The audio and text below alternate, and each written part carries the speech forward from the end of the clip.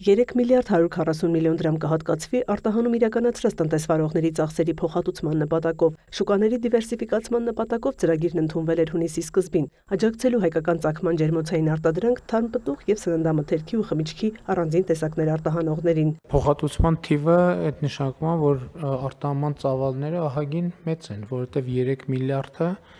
այդ արդեն բավականին մեծ թիվ է։ Արտահանել ենք 784 տոննա պղպեղ, 200 տոննա լոլիկ, 109 տոննա ելակ, մոտ 3000 տոննա ծիրան, 1400 տոննա կեռաս, 1.5 միլիոն լիտր շշալցված բնական հանքային ջուր, 230,000 լիտր շշալցված խաղողի գինի, 1.3 միլիոն լիտր հաշվարկով, եթե հունիս ամսվա համար ծիրանը մոտ 3000 տոննա էր, 2950, արդեն հուլիսի 7-ի դրությամբ 5405 տոննայի ենք հասել։ Վարչապետի խոսքով տնտեսության բալանսավորման քաղաքականությունը ընթացքում է եւ 3 միլիարդի արտահանումը ցույց է տալիս կա ծավալուն ձեռքբերում։ Այս օրերին մեծ է մեր երկիր ուղևորահոսքը, օրական գրեթե 10,000-ից ավելի ուղևոր։ Ըստ վարչապետի սա էլ կարելի է արձանագրել որպես արտահանման միջուղ, քանի որ զբոսաշրջիկներ են գալիս։ Լավ միտում էլ կա, կարող է մարդիկ ուղղակի օգտվելով առիթից եւ նաեւ Հայաստանի ճանաչելիությունը, քանի որ բարձրացել է առիթից օգտվելով, որ Հայաստանով երրորդ երկրներ են ուղևորվում կամ հակառակ ուղղությամբ, առիթից օգտվում են, 1 օրով, 2 օրով դուրս են գալիս, հանրապետությունում շրջում են եւ դա շատ էական ազդեցություն է ունենում։ Նաեւ շուկայում գների վիճակը ցույց է տալիս, որ սպառման մեծ խնդիրներ գոյություն չունեն։ Իհարկե 1-2 ապրանքատեսակի վարդի եւ լոլիկի հետ կապված որոշակի գնանկում ունենք, մնացած դեպքերում ոնց որ թե էական կան ուրիշ ապրանքատեսակներ, որոնք շուկայում տեսանելի գնանկում ունենք։ Ծաղիկի դեպքում մի լավ տենդենս ունենք, օրինակ վերջին 7-8 օրում Արդյոք սկսել են շատ ծաղիկ նվիրել։ Նաև արտահանումն էլ է ավելացել, միայն 3 օրինակ 139,000 հատ արտահանում ենք ունեցել եւ կարծում ենք, որ լավ որոշակի մեխանիզմներ կան գործարկված, որոնք հնարավորություն կտան այս հարցը լուծել եւ ռեալ, այո, միայն լոլիկի դեպքում է ակնհայտ գնանկումը։ Զբոսաշրջային հոսքերի ավելացման մասով նշեց, որ հունիսին բոլոր ժամանակների համար պատմական ռեկորդ է գրանցվել եւ այս հարցում ըստ վարչապետի էական է եղել նոր ուղղություններով ավիաընկերությունների ուղևորների ուղևորահոսքերը սուբսիդավորելու որոշումը։ Վարչապետը անդրադարձավ օրերս Արարատի մարզ կատարած այցին։ Ճիշտ է, ծիրանի բերքը այս տարի զգալի քիչ է, բայց եթե նախորդ տարի վաճառվել է միջինում 200 դրամով, այս տարի 400-ից 600 դրամով։ Փորձը ինչ է ցույց տալիս, որ ծիրանի բերքատվությունը ցիկլիկ է, այսինքն լինում են գեր բերքատվության եւ ցածր բերքատվության տարիներ։ Հիմա բայց նաեւ մեր խնդիրն է նա, որ մենք ժամանակ ունենք առաջիկա մի տարվա ընթացքում պատրաստվել այն իրավիճակին, որ մենք արտահանումները ծիրանի եւ մյուս գյուղմթերքի արտահանումները մաքսիմալ դիվերսիֆիկացնենք, որպեսզի մենք որևէ մեկ շուկայից անհամաչափ կախվածություն չունենանք, ի կատարումն իրական Հայաստանի գաղափարախոսության են թեզի, որ անկախությունը քչերից կախվածությունը փոխարինելն է շատերից կախվածությամբ։ Այսինքն, եթե մենք տասնյակ շուկաներ որևէ բան արտահանում ենք, այդ շուկաներից որևէ մեկում մեզ համար չկանխատեսված իրադարձությունը չի կարող մեր շուկայի վրա ազդել։ Եվ ընդհանրապես բոլոր ապրանքատեսակների եւ ամեն ինչի պարագայում մենք պետք է գործենք այս տրամաբանությամբ եւ սա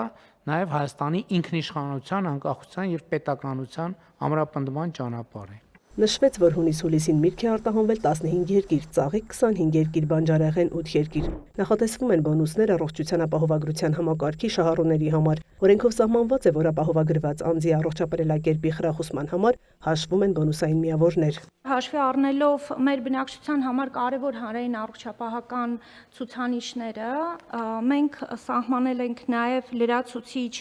ցուցանիշներ, որ օրինակ, երբ ապահովագրված անձը հանդես է գալիս որպես կամավոր անհատույց արյան դոնոր կամ առողջության առաջնային պահպանման բժշկի կողմից գրանցվում են անձի առողջապրելակերպին միտված պարբերաբար բարելավող ցուցանիշներ, օրինակ մարմնի զանգվածի ինդեքսի նորմավորում, ծխելուց հրաժարում եւ այլն, ապա այդ դեպքում կիրառվում են նաեւ բոնուսների նկատմամբ լրացուցիչ գործակիցներ, վերջնական բոնուսային միավորները չեն կարող գերազանցել տարեկան ապահովագրական վճարի 10%, հարկոսը։ Հավաքած միավորները կօգտագործվեն վճարելու ապահովագրավճարը, կամավոր բժշկական ապահովագրական փաթեթ ձեռք բերելու, նաև մարզասրահների, լողավազանների վճարների համար։ Նախագիծը ուժի մեջ կմտնի 2029 թվականից։ Ներկայացվեց օրինակ ինչպես է թեստի միջոցով ստուգվելու ծխելը թողնելու փաստը եւ ինչպես է անձը բոնուս ստանալու։ Լավ է, որ 2029 թվից ենք ուժի մեջ մտնում, որովհետեւ հիմա ինչ որ նկարագրեցիք, ես ենթադրում եմ, որ ծխելը թողնելու զանգվածային տեսարաններ են ունենալու, մյուս կողմից ծխախոտի ներմուծման շարունակաբար եւ արտադրության շարունակաբար աճեր։ Ես ուրիշ մեխանիզմ եմ առաջարկել եմ, որ կապվի անկանխիկ առևտրի հետ։ Այսինքն մարդու քարտուց ինչքան է ալկոհոլ ձեռք բերվել, ինչքան է ծխախոտ ձեռք բերվել։ Եթե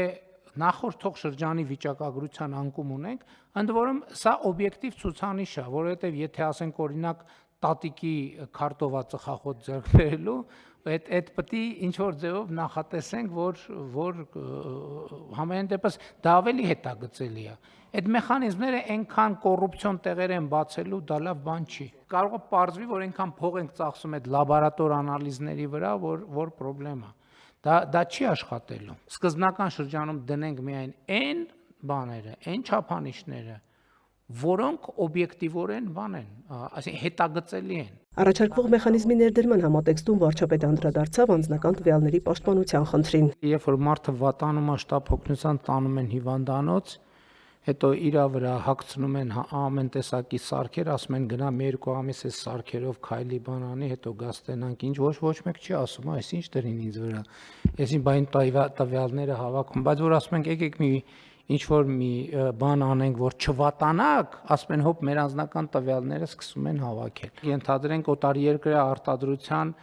բան smart watch, smart հեռախոս, smart կոշիկ, smart կոստյում, smart գլխարկ, smart ականջակալ, ամեն ինչ գրում են, իրանց բոլոր տվյալները մեջը գրում են, ոչ մեկ չի ասում, լսի կարող է ինչ որ մի հատ ուրիշ տեղերում էս մեր տվյալը կարդում են, բայց որ սեփական երկրում ասում են մի րոպե,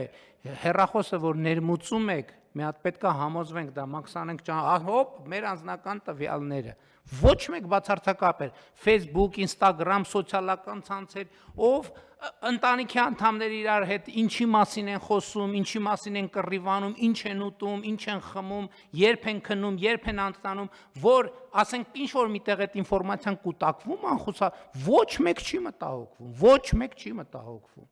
Եվ այն որ այդ ընդհանուր հավաքված ինֆորմացիան կարա գլոբալ օգտագործվի պետության եւ եթե չարամտության դեպքում էլի պետության եւ ժողովրդի դեմ բացարձակապես ոչ մեկին չի հետաքրում։ Հենց պետությունը ասում է որ գիտե, իրա պետությունը ասում է գիտես ինչ, այս մաքսանենգությանը պետքա վշտալ, ասում են հոպ անձնական տվյալները։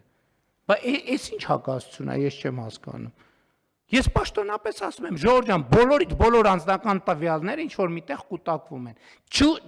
Դուք ոչ մի գաղտնիք չունեք, ոչ մի գաղտնիք։ 21-րդ դարում դուք չունեք ոչ մի գաղտնիք։ Գործադիրը փոփոխություններ է առաջարկում 16 միլիոն դրամի պետական աջակցությամբ սահմանամերձ եւ առանձին բնակավայրերում տուն կառուցելու ծրագրում։ Տրվող ֆինանսական աջակցությունը, այդ թվում հիպոթեկով կառուցված գույքը, ընթացքում չի կարող արգելադրվել, բռնագանձվել կամ հաշվանցվել շահառուի այլ պարտավորությունների դիմաց։ Առաջարկվում է կարգավորել այն դեպքերը, երբ շահառուները ծրագրին դիմելու օրվա դրությամբ նախորդ 1 տարվա ընթացքում գտնվել են պարտադիր զինվորական ծառայության մեջ եւ փաստացի չեն բավարարում այդ ժամանակահատվածում տվյալ բնակավայրում հաշվառված լինելու պայմանին։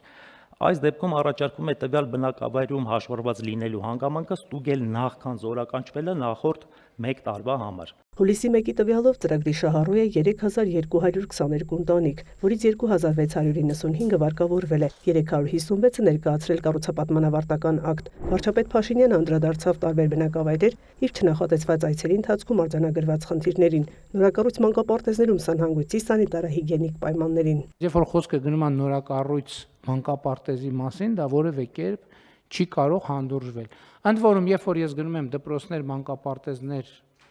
ընդունելու, տեսնելու, ես տեսնում եմ, որ նկատում եմ, որ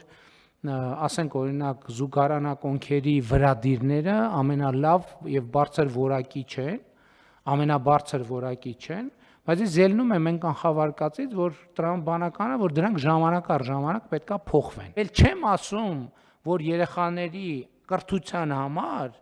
հատկապես ասենք ենթադրենք աղբի հետ առնչվելու կուլտուրան, սանհանգույցների հետ առնչվելու կուլտուրան շատ էական է։ Բայց ես ինչի համար եմ ասում, ես հրահանգել եմ, որ տվյալ մանկապարտեզի տնօրենը ազատվի աշխատանքից։ Եվ սա ինչի համար եմ ասում։ Ուզում եմ այս գլխից ասել, ես չնախատեսված այցեր եմ կատարելու ամենատարբեր տեղեր, դպրոցներ, մանկապարտեզներ, բժշկական կենտրոններ, զորամասեր, ուր ասես։ Բայց կոնկրետ ցանկացած դպրոցում, ցանկացած մանկապարտեզում, երբ որ ես նման բաներ տեսա, ես այս գլխից ուզում եմ արձանագրենք, որ եթե դա վերաբերվում է վարչատնտեսական պատասխանատուին, ուրեմն վարչատնտեսական պատասխանատուն չի աշխատելու, ազատվելու է աշխատանքից, առանց բացատրությունների, առանց որևէ բանի։ Երբ որ ասենք գիտեն, որ վարչապետը գալիս է, ամեն ինչ բան դզած, փչած, շպարած, կպցրած եւ այլն եւ այդպես շարունակ։ Ես ուզում եմ, որ մենք պայմանավորվենք, հատկապես դպրոցների, նորակառույց դպրոցների եւ մանկապարտեզների դեպքում։ Վարչապետը հիշեցրեց մանկապարտեզների կառուցումից առաջ կրթական հաստատությունների պատշաճ պահպանության ծախսերի վերաբերյալ համայնքների հետ պայմանավորվածությունը։ Եթե որևէ մարզում, որևէ համայնքում այս երևույթը կլինի կրկնվող, այսինքն դա ոչ թե մի տեղում կտեսնենք, երկու տեղում կտեսնենք, արդեն անդրադարձա լինելու բոլոր այն պաշտոնյաներին, ովքերի պաշտոն է պարտավոր են վերահսկողություն իրականացնել, որպեսզի այդ իրավիճակները չլինի։ Չի կարող անենց լինի, որ սանհանգույցը դառնա պահեստ, պահեստը դառնա սանհանգույց, կամ այսպիսի բան անեն, ընթացիկ փոխատեղումներ տեղի ունենան։ Այսինքն պետքա շենքերը, կազմակերպությունները շահագործվեն պատշաճ մակարդակում։ Կոմպրոմիս չի լինելու վարչապետի խոսքով հարցը իր համար այնքան սկզբունքային է, որ քննարկման առարկա է կառավարության նիստում։ Մայա Խաչատրյան, լուրեր։